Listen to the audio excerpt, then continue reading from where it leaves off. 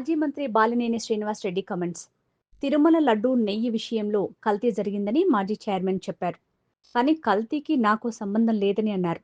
పదే పదే లడ్డూ గురించి మాట్లాడి వెంకటేశ్వర స్వామి భక్తుల మనోభావాలను దెబ్బతీస్తున్నారు. తప్పు చేసిన వారిని వెంకటేశ్వర స్వామి, సిబిఐ చూసుకుంటారు. నాకు టైం వచ్చినప్పుడు ఎమ్మెల్సీ పదవి వస్తుంది. జిల్లాలో జనసేన పార్టీ బాధ్యతలు ఎవరికి ఇస్తారో పవన్ కళ్యాణ్ ఇష్టం. పొలిటికల్ ఏం లేదు. అందరికీ కూడా ప్రకాశం జిల్లా ప్రజలందరూ కూడా రాబో శివరాత్రికి శుభాకాంక్షలు తెలియజేసుకుంటా ఉన్నాం. అందరూ కూడా సుఖ సంతోషాలతో ఉండాలని చెప్పి ఆ భగవంతుని కోరుకుంటా ఉన్నాం. ఎమ్మెల్సీ కోసం మన అభిమానులు కానీ కార్యకర్తలు ఎదురు చూస్తున్నారు. మీకు పదవి వస్తే అది టైం వచ్చినప్పుడు వస్తుంది అంతే. ఏమైనా జిల్లా చేసిన ఏమన్నా అవకాశం ఉందన్న? ఒకవేళ అది 3 జిల్లాలకు ఓటేసి ఇస్తాను జనసేన పార్టీ నుంచి. అది జిల్లాలకి ఎవరు నేనేం అడగలేదు అబ్బా, ఏం లేదు. అది పవన్ కళ్యాణ్ గారి ఇష్టం అంతవరకే. ఇప్పుడు ఒకటైతే చెప్తున్నా,